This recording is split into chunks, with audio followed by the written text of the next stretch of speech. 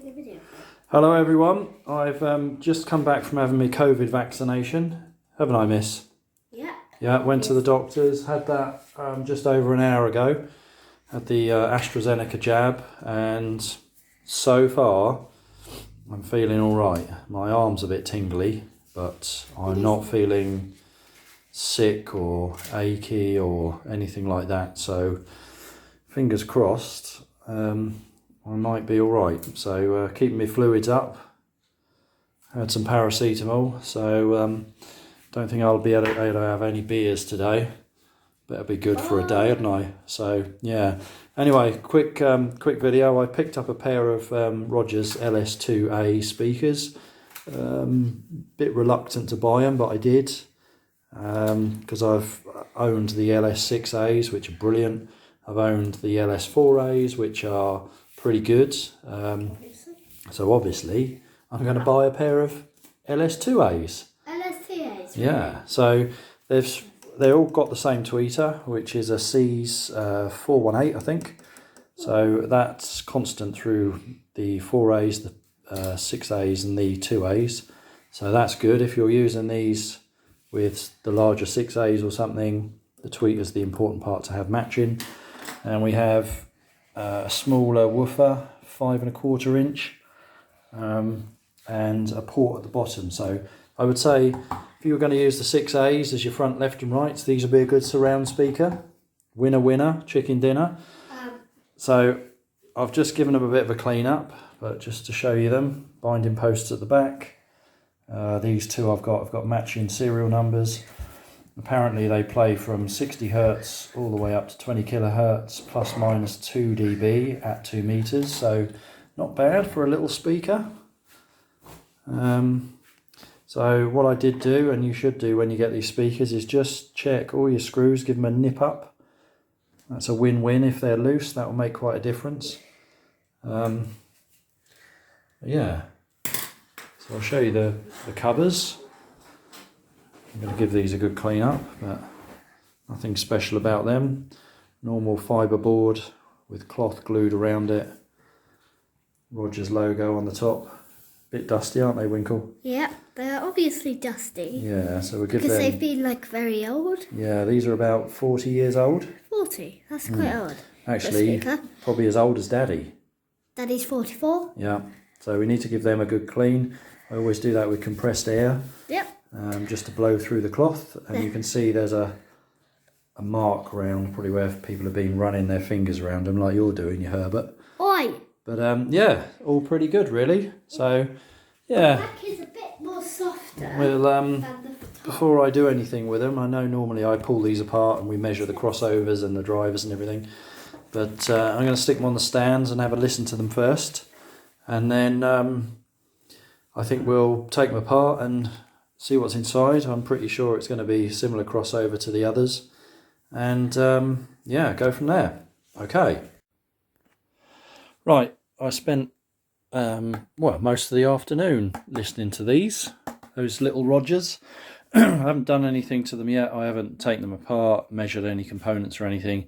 I just thought I'll plug them in and have a listen, and they're actually really good. There's not...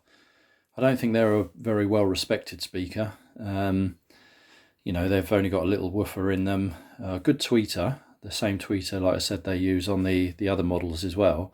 But I quite enjoyed listening to them. Good mid-range, and obviously a small woofer, even though they're ported, they're not going to play too low. They say down to 60 hertz, but I don't know. But I was listening to them with my sub, and with that they worked brilliantly. I had the sub rolling off at 80 hertz, and that filled out the bottom end, and because these are a small mid-woofer, mid-range on these was really good, and that combination worked really well. My big LS6As are a fantastic speaker. I mean, you can run those without a sub, although I'd always have one, but they're quite imposing. You need a decent sized room for them to really sort of come alive, and play them at a reasonable volume. The LS2As are definitely a more sensitive speaker. you can just tell just with your volume control, the LS2a's need turning up a lot more. But yeah, I'm quite impressed with these. They are a good little speaker. Like I say, if you run them with a sub, without, they're kind of lacking. They are a bit lacking as well, and the sort of upper mid-range. Don't fully understand that, but that might be a component problem, and I'll find out when we pull them apart. So yeah, I had them on my stands in the lounge, and they were pretty good. I could live with them. I really could. You know, running with a sub, I could happily live with them. These are my Ditton 22s, which are pretty much finished now. I've done the grills, fixed the tweeters in properly now, and I need to make a little adjustment on the crossover because the tweeter's playing about 2 dB too loud, which isn't the end of the world, but I just want to knock that back a bit. I've done the grills, and I'm going to make some stands for those, so there'll be a final video on those, but they are a brilliant speaker. The mid-range, the mid-bass, fast, tight, accurate, and the ribbon tweeter, oh, the clarity from that. Yeah, you can't underestimate how good that is. But yeah, so we'll take these apart next. 24 hours since I've had my COVID vaccination. Yesterday I felt fine. Did have a few spots where I felt a little bit tired, and prickly skin, like someone was sort of poking you with a needle all around your body from time to time. But other than that, I was all right. I woke up this morning at about 3 o'clock. I felt a bit fluey, a bit achy, and I still do now, like I've got kind of the end of a cold, a little bit achy. But other than that, so far so good, all is good. So yeah, right. So we'll have a look inside those and see what we find. I noticed as well yesterday the bass ports have come loose. Every Rogers speaker I've had, the bass ports are either loose or they've fallen out. So I don't know what glue they've been using, but it doesn't last. So something to watch out for, because that could be vibrating inside and making a bit of noise that you don't want. But yeah, first impressions on the LS2a's. Don't underestimate them. They are pretty good. Good vocals, good top end, with a sub. I think they're quite a winning combination, really. So we'll have a look inside. Yeah, go from there.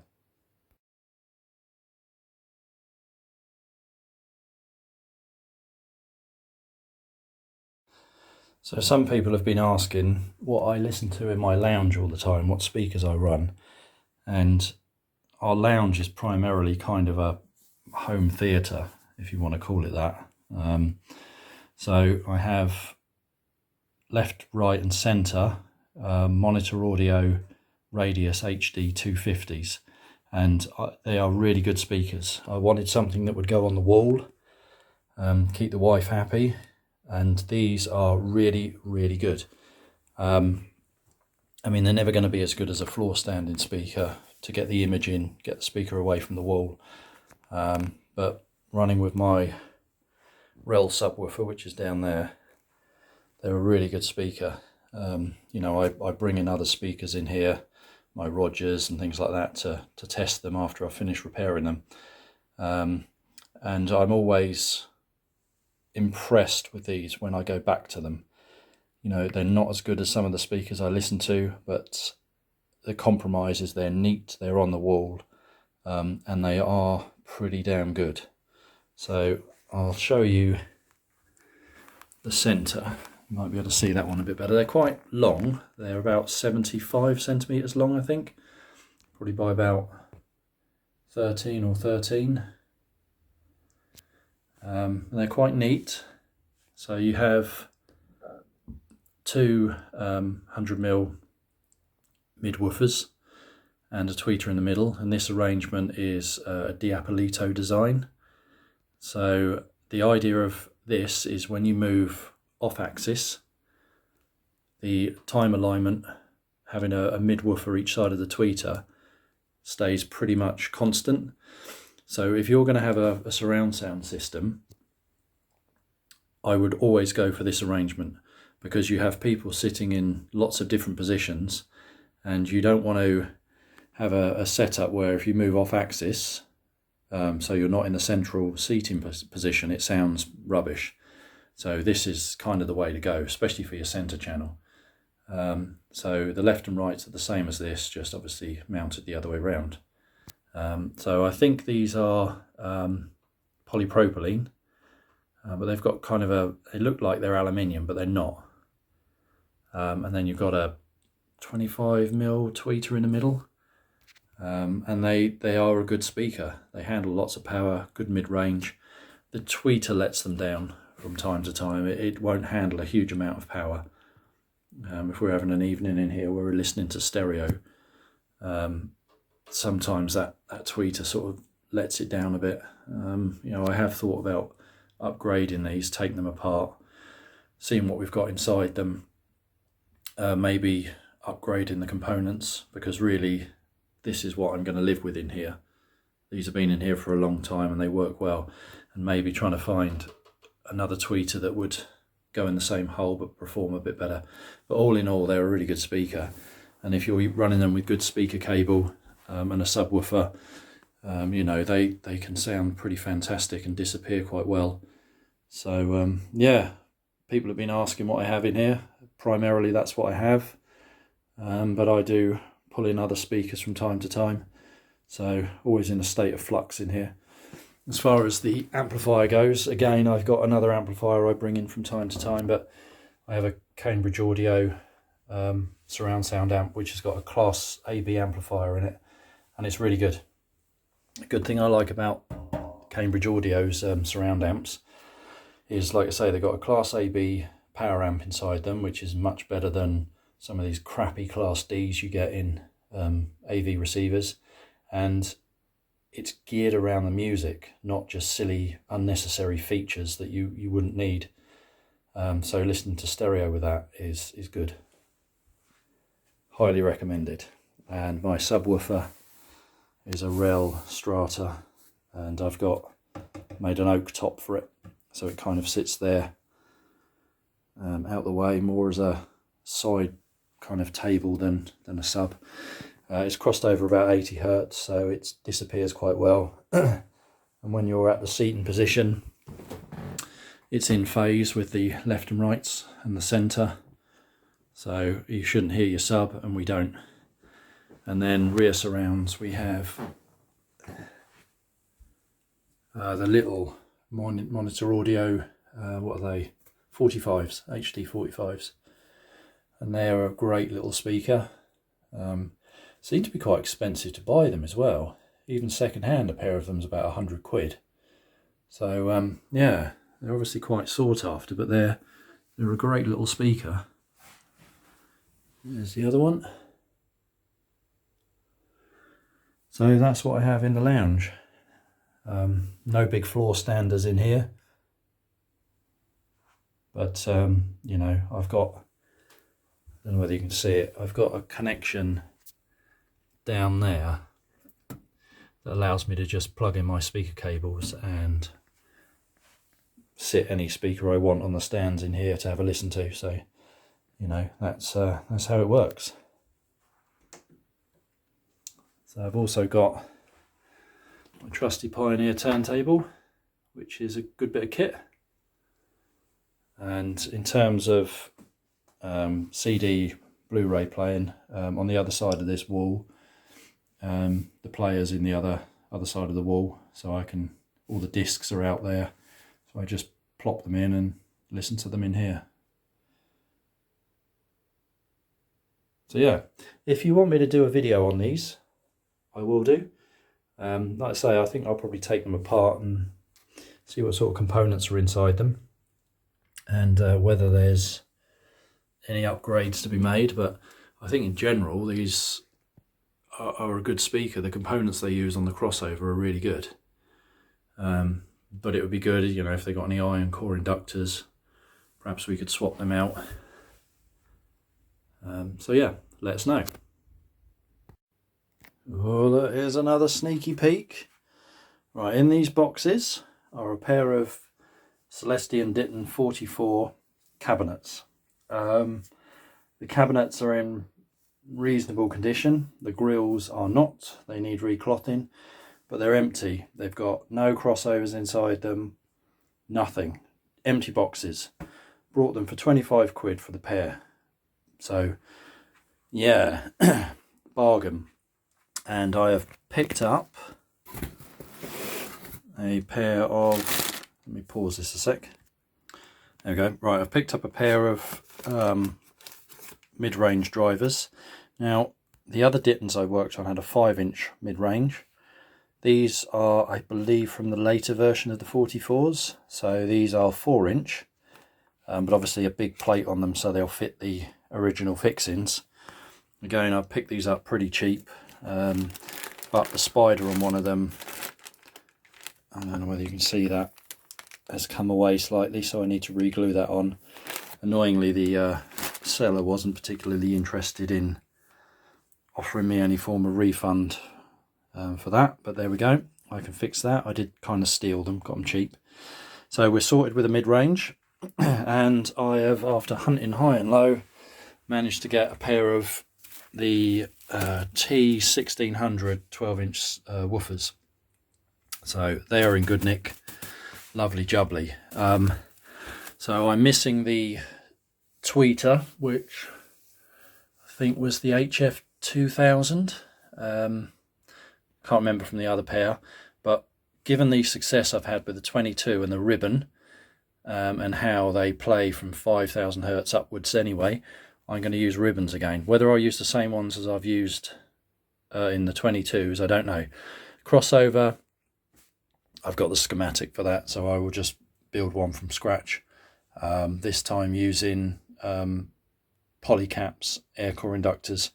So I'm going to make these pretty special. We'll have an original pair of woofers, an original pair of mids, some ribbon tweeters and an upgraded crossover. We'll refurbish the cabinet, and I've got some very small stands about that high for these to sit on. So when they're done, we'll properly measure them, and then these will be selling with their stands as well. So yeah, I'm quite excited about these. I think they're going to be good. So yeah, just a quick video on an up and coming project. Won't happen just yet. I've got a few others to sort out, but yeah, it's on the list to do.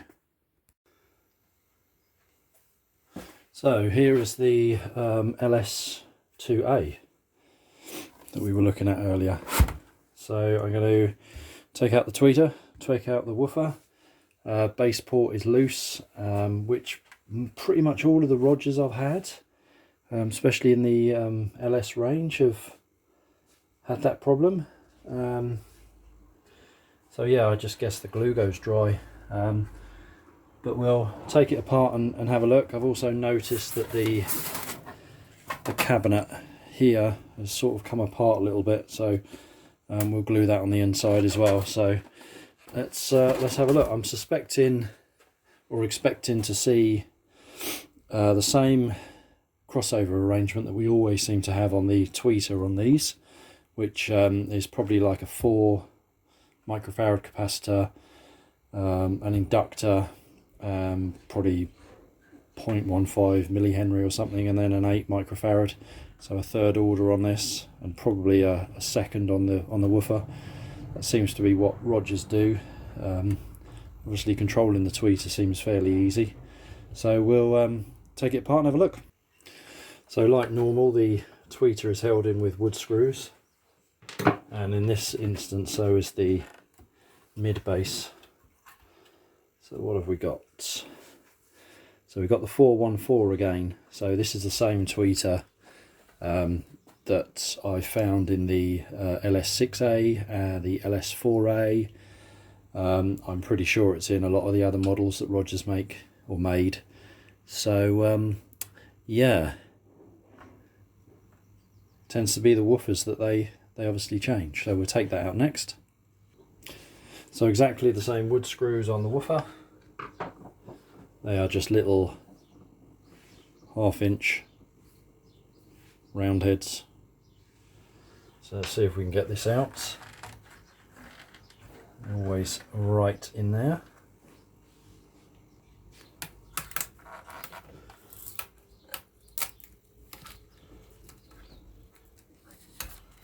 there is a sticky gasket around that, sealing that in. And there we go. So I can fairly safely say that that magnet is the same size as the magnet on the back of the bigger drivers in the LS2as, and I was expecting to see that. Yeah, that's, to me, first impressions, that's actually quite a good looking woofer. And it's in good nick. Okay, I'm going to desolder that so we can get inside. Just while I wait for the soldering iron to warm up, these aren't a very well respected speaker. I mean, I can believe that compared to some of the bigger versions, the 4A and the 6A. But as I mentioned earlier in the video, I spent a number of hours listening to these, and I thought they were pretty good. Now that either says that they are fairly good, or my judgment is a bit impaired. But yeah, I was using them with a subwoofer, as I mentioned. So the smaller driver is not having to do as much work. And being a smaller driver, it's better with the mids. So yeah, I quite enjoyed listening to them, really. So I'm really not too sure what I'm going to do with these. We'll see. I don't know. I don't think I'm going to do any upgrades or anything on them. Let's turn the iron off. Right, so there we go. So that's a 5 1/4 inch mid bass, mid woofer. There we go. It's a nice big magnet there. A few little nicks on it, so it's probably been out before. We always seem to have a little bit of corrosion on these. But yeah, lovely cone, nice and solid, probably polypropylene. But yeah, in pretty good nick, really. So inside, we've got the normal foam that you'd expect to see. So we'll try and get that out carefully. So like with the other Rogers, we have a piece of foam at the top, a piece of foam at the bottom, and then this one wraps around like that. So that takes care of the sides and the back. Okay, there's the crossover. So I'm just going to unbolt that and fish it out.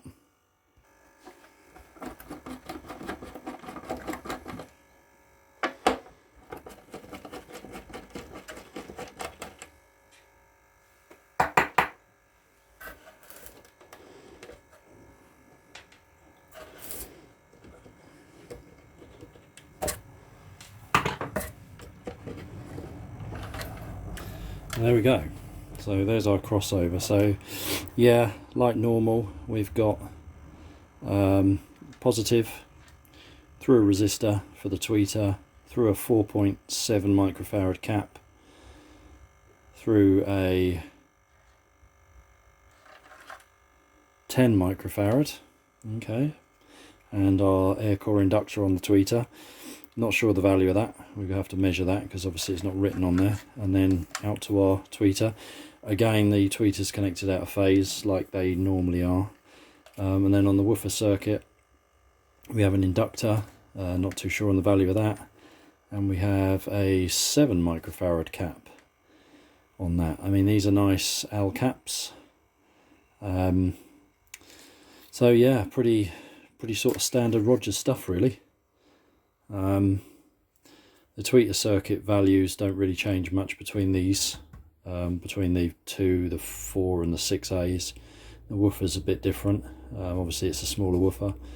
No notch filter on this, which we often see on the others. So it says to me that mid-bass driver is quite well behaved. Doesn't need any lumps or bumps pulling out. So yeah, pretty good, really. I just don't know what I'm going to do with these, really. I mean, I'll glue the cabinet back together. I've got most of these capacitors. Don't know. So that's the base port. So probably a bit of 50mm pipe. Again, you can see how the glue's gone dusty and dry. That's why they fall out.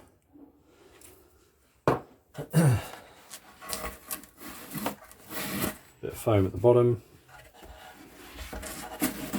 Bit of foam at the top. Yeah. Whilst I can see a gap on the side here, it's not gone all the way through, so I think the chipboard has just flared up a little bit on the outside. Probably just where they've been stored, a bit of moisture.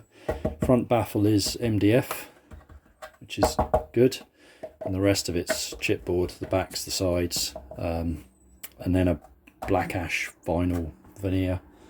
So yeah, nothing special really. And there's a date stamp inside, the 20th of April 1990. It's either an 8 or a 6, it's just a bit blurred. So yeah, I think I'll glue these back together inside, let that go off, and I don't know, I might throw some new components at it. I mean, I'm only going to tart these up and sell them. So yeah, I think that's what I'll do.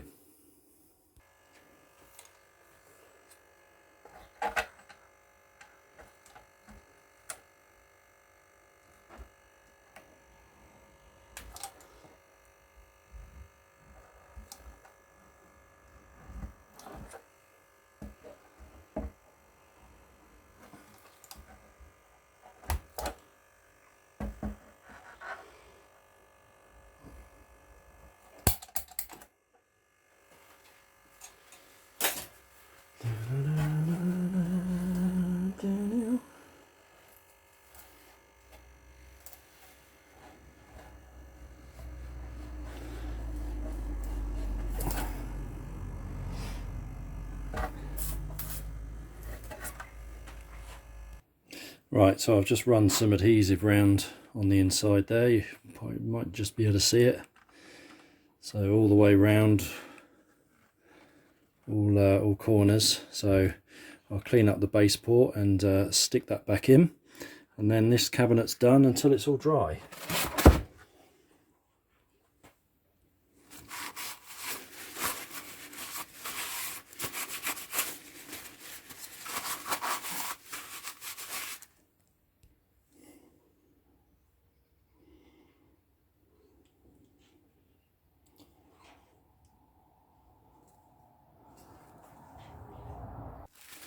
Right, so that's this cabinet dismantled, base port stuck back in, as you probably can't see with the light. But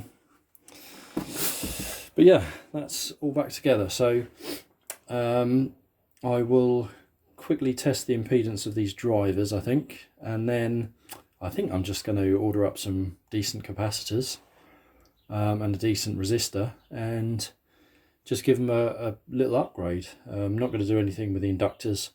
Air core on the tweeter is brilliant.